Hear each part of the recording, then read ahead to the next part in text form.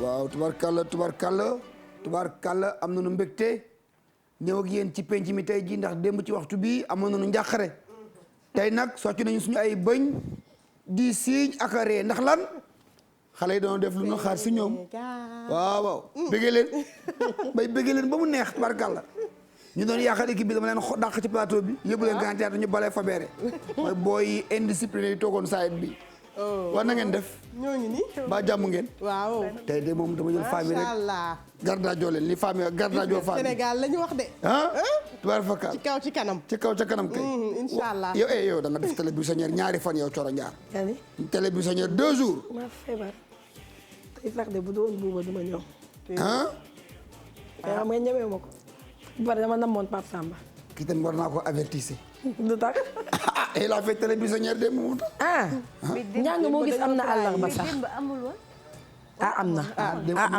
am na nag démb coow li am fii démb coow li am fii ni kur plateau bu neex boobu démb kay di ngeen rakkaaju démb tubarka mais li am solo xam nga lu ma si gën a neex tey ji démb ci waxtu bi ñu ngi wax waxi entraîneur yi Kenya bi waaw mu waxoon ni wax ju rëy billaay on avait un mental faible waaye dootu ko defal ci moom newoon naa yóbbante galgal ubbulub làmb dootu ko dooleeti yóbbante galgal ubbulub làmb te gone yi tey wane nañu ni yóbbante galgal ubbulub làmb kontaan nañu ci xale yi Sénégal yi li ñu wane tey jii macha allah ñetti bal yi ñu samañ waa Kenya ma nga ne waa jaa nga ne mi ñi dootoo ko mimé de lay dëgg Sénégal rek du ko rek fontooñu tamit mental bu faible xale yi war ko nag ni nun nag duñ ko nangu de tubarkal waaw nu ngeen dundee seen match tey nu ngeen dundee match bi tey bon disons man moom personnellement sans pression c'est pas parce que dama xeeboon équipe bi ñu doon dajal parce que man sama conviction mooy fii football toll ñëpp a ko mën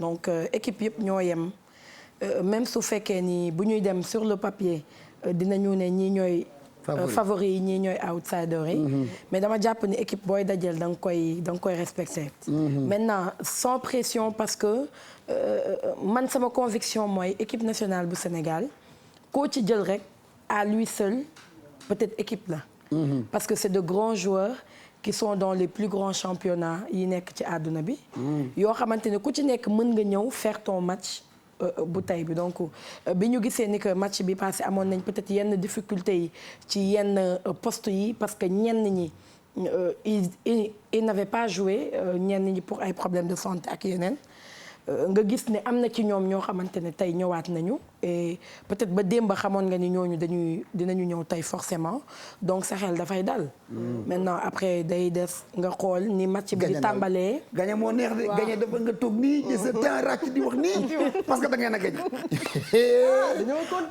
mais nag gañe aussi. taxul ñu nekk ci ay nuages. parce que ñi nga xamante ne ñoom ngay dajeel munoo leen. ñi nga xamante ne ñoom ngay fekki deuxième tour également même boo leen mënee itamit da nga leen di jox cër donc gagné nañu oui mais du tere ci pour man ci victoire la ñuy profito pour defaraat taxawaay yi xool li doxul xool li nga xam ne waroon na dox te doxul xool li nga xamante ni xëj na bu ñu ko defee woon nii mu gën a ñoŋ ñu joyanti en attendant ñu dem ci huitième de finale parce que am na yenn erreur yu ñu def en match de poule je l'avais dit et je le répète boo ko defee ci huitième de finale jëm kaw surtout ngay dajeek ay équipe yu mag c'est-à-dire da nga koy payer cash li ngay am di ko raté ñoom moom la ñuy dugal li ngay fawee moom lañ lay gagné tàllal dem quart de finale yow nga jël Air Sénégal dëpp tubarkalla man nag contrairement à Thioro man moom pression bu mag a mag laa ko seetaanee. tubarkalla dëggal lii. tey moom. yow pusal ma xol bi di xale bi. tubarkalla ñaancoo ma nga ne. pression bu rëy boo xam ne. fa laa nekk di supporter. ndeysaan. tiit surtout 10 premières minutes yi moom. looy tiit. looy tiit foofu moom dama tiitoon moom parce que match bi daal gisuñu man gis ma woon ne gaynde yi daal dinañ dem. tey ay góor lañu de. waaw dama xawoon découragé. mais après vraiment. ils nous ont séduit. xam naa sana góore démb bi macha allah waaw. affaire yu neex. rasulaay. je suis trop contente. kontaan na daal ci xale yi trop ému macha allah. déggal lii mu tax nga def nii. nii de laa def tey. tey de ko waral on a gagné. bisimilah man lii de moom kenn mënu ko gis waa Aïssatou. waaw waaye yow ci loo yëngu. man de tey moom fit bi xawoon na rëcc tuuti. sa rëcc fitoon na. waaw sama rëcc fitoon na mais daal man daal xam nga lu may def. dama dugg si benn salle. maa ngi doon nekk si montage bi man daal damay jékki-jékki rek dégg ma daw. ñëw xool Fatou Kiné dem ñëw régie tëb yuuxu delluwaat. ba 3 buts mat ma ne alhamdulilah. et puis ñu gën a ñaax gën leen pousse. gën a topp équipe bi. defe naa ne loo gis rek dina am lu xaw xajam. ak yooyu mais nañu jéem rek bu Aliou mu ne rectifier yenn affaires yi yenn combinaison yi et puis voilà je pense que bu ñu si jàppee ñëpp jàpp si équipe bi mën na dem ci kanam. tey dafa teel a buuxuxlu dafa xajam tey est-ce que da nga teel a buuxuxlu. ma nga noonu neex na ma dafa teel a buuxuxlu alors yéen tam su ngeen buuxuxlee si téléphone yooyu nekk si téléphone bi noonu dinaa leen may ay koppar parce que Sénégal moo gagné tey jii. dañu nekk nag de très bonne humeur parce que ñun réew mi di am ndam dong la ñu bëgg. kon ku woote ndax du ñu am temps bu bëri dañu war a jël léegi nii face à face Eumeu Sène ak Modou Lo yi nga xam ñoo war a bëree drapeau Youssou Ndour loolu nag moo nar a tëj saison bi ñoom ñaar ñu ngi ci couloir yi di xaar nu noppi nu ñëw toog kon bu leen bougé léegi balaa ñuy sori dañuy jël kenn ku nekk ci téléphone bi. allo. allo. allo oui. oui. ça va na ngeen def. ça va bien. bien merci. soxna si noo tudd ak fooy woote. man Fatou laa tudd Fatou Diop. ok ça va. tey noo dundee match bi Fatou. tey noo dundee match bi tey. xanaa kontaan moom. macha allah tey moom ñëpp a bëgg. waaw dëgg la kontaan nañ trop tey. dëgg la. tey moom damaa fecc ba doyal. dëgg loolu fecc mel ni doo doon def comme fecc. ma ni ban pecc nga fecc da nga aar watam mbii mi xaaj ma ci wala da nga doon wangu. mu lay cegin tamit est-ce que du mu lay cegin tamit. aar watam mbii bi xaar ma ci. booba nga def. waaw. tubarkalla. tëb naa fi yëpp nag. kii supportrice la de. waaw. kii foo du compal. comme nga doon 3-0. waaw. tey ñu ko jox kii bi rek. fukki junni. fukki junni seen yaram teel naa tàng. fukk teel la de. ana yow ana man fukk. non non suñu yaram a tàng nag. est-ce que demul sax. defal fukk. allo Fatou. divisé par 2. Fatou. nee na mi ngi leen di dégg. oui. yaa ngi dégg. waaw maa ngi leen man di fukki dégg. junni laa la bëgg may de. parce que sama yaram dafa tàng ndax Sénégal moo gagné. waaw sama baay yow moom. ma ne loo wax. waaw man d'accord na lu ngeen wax loolu laa wax. d'accord nga. d'accord na. kon jeex na. may nañ la fukki junni. ak benn maillot Sénégal. loolu neex na. léegi nag gars yi ci kaw dinañ jël sa numéro téléphone dinañ bul coupé dinañ jël sa numéro nu woo la téléphone. wax la ban jour ngay ñëw fii ci télé bi. nu jox la sa xaalis ak sa bal boo ñëw nga indaale sa carte d'identité. dégg nga. d'accord. est-ce que duñ ko Tigo Cash tamit. tubarkalla waaw mën nañ ko Tigo Tigo Cash. Cash tamit mi ngi fi de. waaw mën nañ ko Tigo Cash tam du yàqu. aywa mais Coro. yow am nga yoo for ci net bi. laa xarti ko ba indi. tey dañuy def émission fast track. waaw man la lu tax nga bëgg a njëkkee ci man est-ce que doo njëkkee ci Aïssatou nag arrêté. ñu dem si fan zone. damaa mer. ñu dem ci fan zone ngay dem kay ci fan zone. ñu dem xool si Plaza. kon am sa Aïssatou dafay bu ruuxlu ba si Plaza. non bi pas defuma loolu de. loo def dama daw ba si Plaza. da nga daw ba si Plaza tey bu ruuxlu ci yoon wi nga jaar nañ di dem daw. xool fan zone bi kon. bu pare. waaw ñu dem ci si Pape Samba. d'accord kon dañ def Tigo Cash ba noppi. suñu jógee ci Tigo Cash ji ñu ànd ak Aïssatou bu ruuxlu ba ci fan zone bi. Tigo Cash lu nu wax.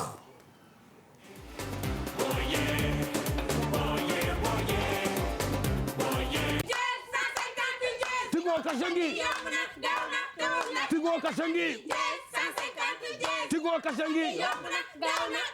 Tigo Cash jees 150 jees. waaw mbokk yi seen ambassadeur Tigo Cash moo del si waat di waxtaan ak yéen ak Tigo Cash ñoom ñooy mën ci li nga xam ne mooy fay facture jàppal ak Tigo Cash mën ngaa fay li nga xam ne moom mooy facture Tigo business. waaw mën ngaa fay li nga xam ne mooy facture SDE. waaw mën ngaa fay facture Senelec. waaw mën nga cee fay li nga xam ne mooy carte rapido. waaw mën nga cee fay li nga xam ne mooy abonnement Canal Plus. waaw waaye li ci gën a neex ak Tigo Cash mën nga cee jënd carte waaye fal heure bu la neex. ak Tigo Cash. ak Tigo Cash yomb na gaaw na te wóor na.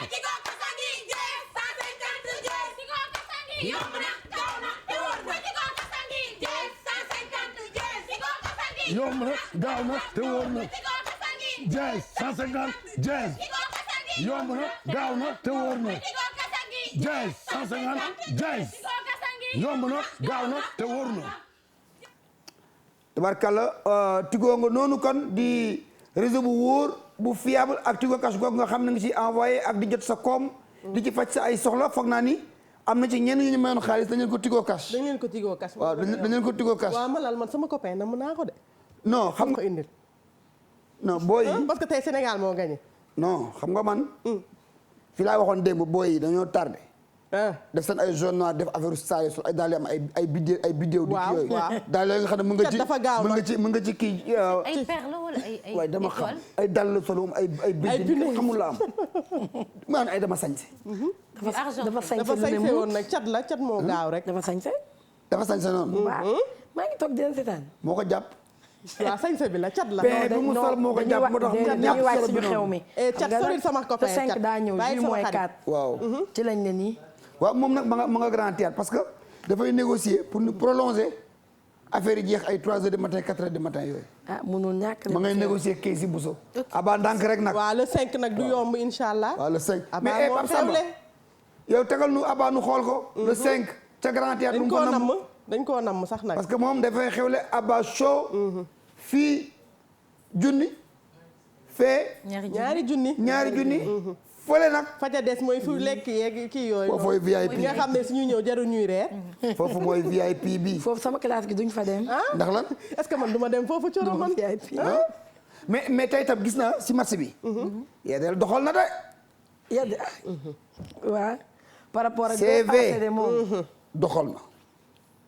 Kouyaté tam. waaw liñ ko ŋaññee woon yëpp tey dindi na ko tey moom. yéen du ngeen bàyyi ñaari jabar. non du question de ay fee ñaari jabar sax mais nag dafa doxal tey. xam nga man dama bëgg nit su ñu nee la lii nga def baaxul. soo ñëwaatee nga def lu baax nga jubbanti. te dañu ko wax lii ak lii nga def baaxul mu jubbanti erreur yooyu. def li mu waroon a def ba féexal Kalidou Koulibaly.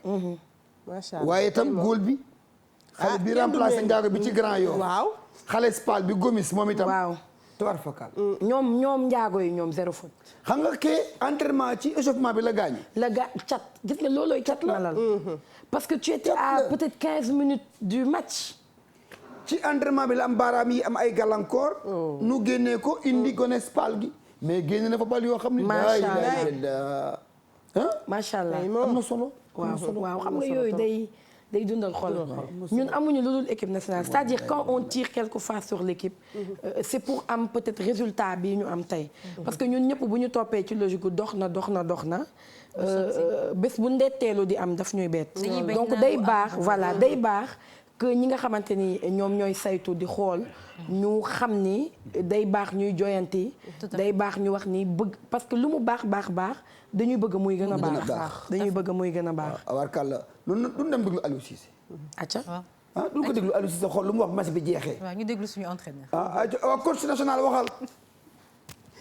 waxal de nga war a wax. Le huitième de finale là c'est élimination directe. Donc nous savons que c'est une équipe très costaud, l'équipe ougandaise.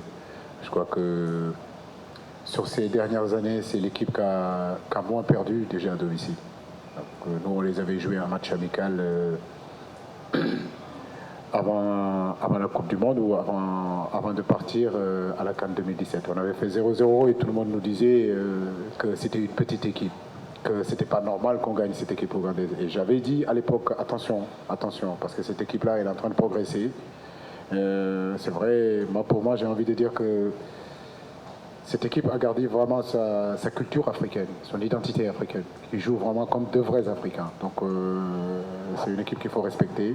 Mais nous avons aussi des arguments à faire valoir. Je crois qu'aujourd'hui, s'être qualifié en huitième par rapport à ce deuxième match qui a été très compliqué contre l'Algérie, avec tout ce qui s'est passé, tout ce qui a été dit, je crois que nos garçons ont su garder la sérénité pour gagner ce match ce soir. Je tiens vraiment à les féliciter. Maintenant, comme je dis, c'est 4 jours. 4 jours, on sera déjà contre l'Ouganda. Donc il faut se remettre au travail, récupérer rapidement. Si on va aller loin, de toute façon, il faut qu'on fait face à toutes ces équipes. Torkal dégg ngeen tontu bi nee woon na moom du tontu ci loolu. wax na dëgg tontu ba après match lay nekk. wax na dëgg. léegi nag gannaaw dañu doon tuumal naan ay mental faible ak mental fala. waaw te yëpp leer na. mais baax na tamit ñu xuuxal leen tuuti. xuuxal gars yi waaw wan leen ne vraiment nag xam nga Algérie door na ñuy laam-laamee Sénégal dina dem du dem équipe bi taxawul lii ak laa mais mu indi réponse parce que defe naa ne kenn ku ne si ñun tey am na foo xam ne bu ñu la fa tegoon di nga am sursaut d'orgueil nga ne aywa dama leen di wan ne ni ngeen ko xalaatee du nii mu tontu algérien yi tontu ñeneen ñi nga xamante ne pour ñoom tey voilà le Sénégal ne peut pas aller loin et je pense que c'est une très belle réponse comme tey Malal suñu comme gagné nañ nii Ouganda lañu war a dajal waaw léegi coach Ouganda bi dafa ne que Sénégal la gën a ñeme Kenya loolu la waxati de waaw man de la ma waxoon démb la yow laay indi man sama waxi démb mooy sama waxi tey ñeme nañ ñu de sama waxi démb mooy sama waxi tey yóbbante gaagal ubbu lamb ajjuma soreetul jeex na tàkk incha allah réew mi daal ni ñu bootoo ci ginnaaw gars yi puus nañ ba nu yëg ni puus nañu leen léegi dama bëgg ñu xool parce que am na ñoo xam ne seen supporter dafay jéggi dafay seen raxas day faq ndam waaw yow supporter équipe nationale Sénégal ñu sol suñu ay maillot ak suñu ay écharpe di tiitaru yow nga dugg ci kër gi solal nit ñi déet na waay nga yëg ci gétt gi Pape Samba nan dem nga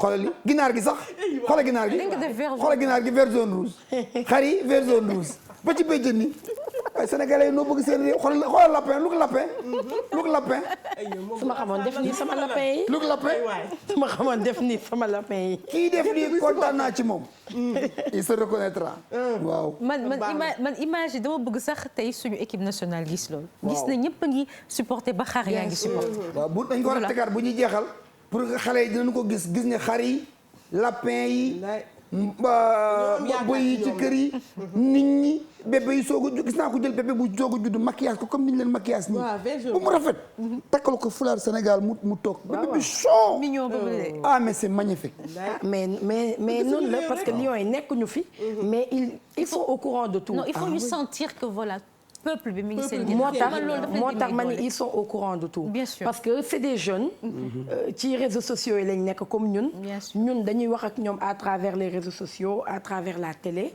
à travers la radio mais ñoom également dañ koy dégg dañ koy seetaan parce que réew mi moom kaay ma jottali la sax moo leen gën a kaay lekk kaay naan donc du coup même si tu vois pas say proches ñu ngi gis ñu ngi tey jii balaa nga ko doon xam waxal tey dara benn joueur ni nga gis benn mbokkam bu ko message ne ko Aïssatou nee na lii Coro nee na Malal nee na naam donc ils sont au courant de tout voilà wàcc na de ba zéro ku nekk di wax yii bi Sadio dañoo bëgg Sadio Mané la te penalty bi moom Sadio Mané nag gis nga Sadio Mané tam Sadio Mané war na waxante ak moom de Sadio Mané suñu penalty yi mu jàpp di ko rafet nii comme ça waaw lim ci wax dinaa la ko wax bu ci kanam lim ci wax dinaa la ko wax bu ci kanam est-ce que amul track tamit xam nga affaire yi non affaire yi yëg ci kaw bopp Sadio Mané ñaancoo mi doy track traga gi yëpp tontu na ci ndeysaan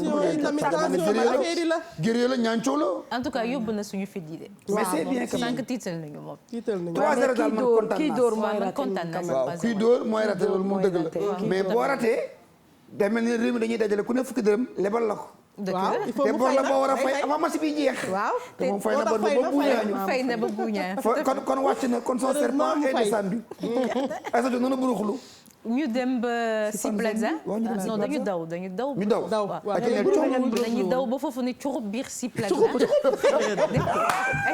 tey buruxlu dafa ne curub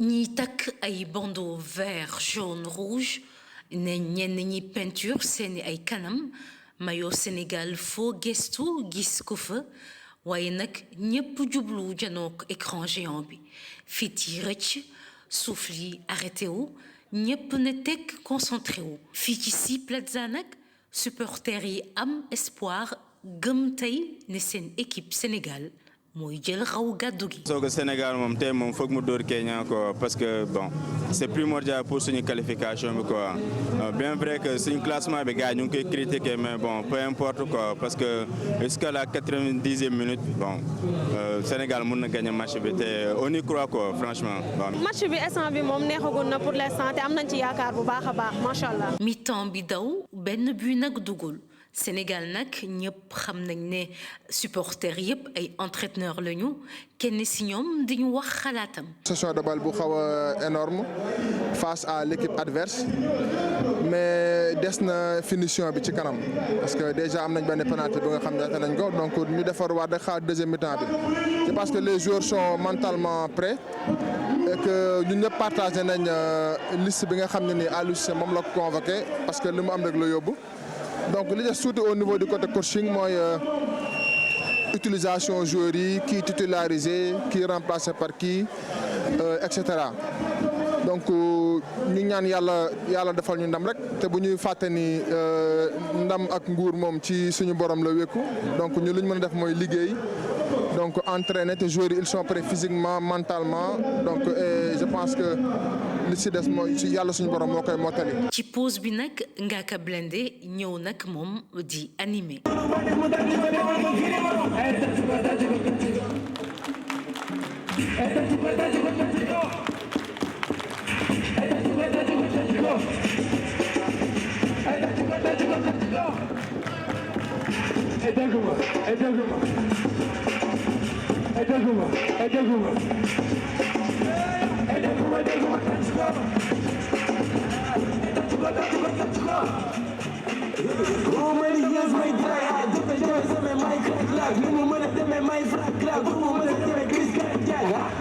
Deuxième mi-temps d'or ñëpp di xaar Ismaïla Sarr ñëw nag dugal premier but. Oh my word! There you have it. Sarr is the scorer. Senegal have just silenced Kenya, and how about that for a strike? So unlucky after. waaw. waaye fan zone yi nii lay neexee. mais man xam nga ma jaaxal zone yi neex na de. man yéen Aïssatou nag dafa yaru man bu ma demoon ca fan zone yi. fan zone yi jar na dem de. ay dama fay liñ mbaj. mais Aïssatou yow tam fàtte naa loolu. affaire dafa réglé. Aïssatou yow nanga may dem ci fan zone bi nu waxante fii lu ñu waxante.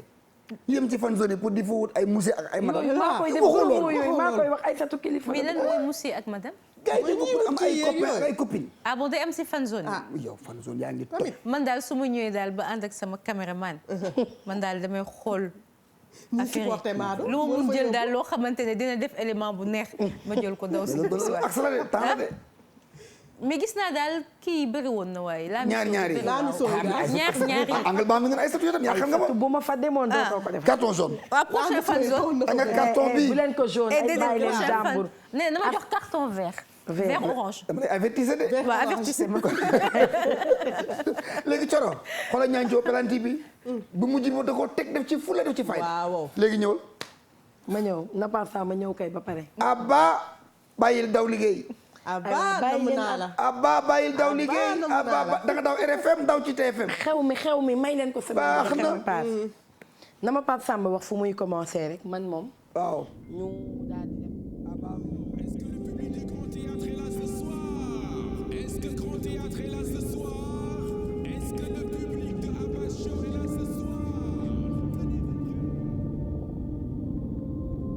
Le découvrir, le phénomène de l'animation sénégalaise, le premier animateur humoristique du Sénégal. Il est là ce soir, mesdames et messieurs. Alors tenez-vous prêts, on va compter ensemble. 5, 4, 3, 2, 1. Voici Abba No Stress.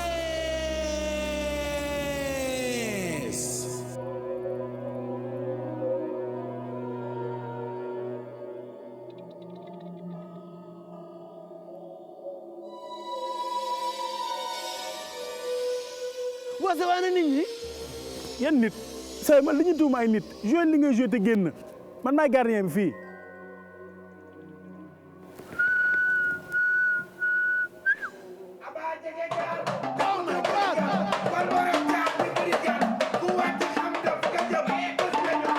yàlla bu mu nekk dëgg.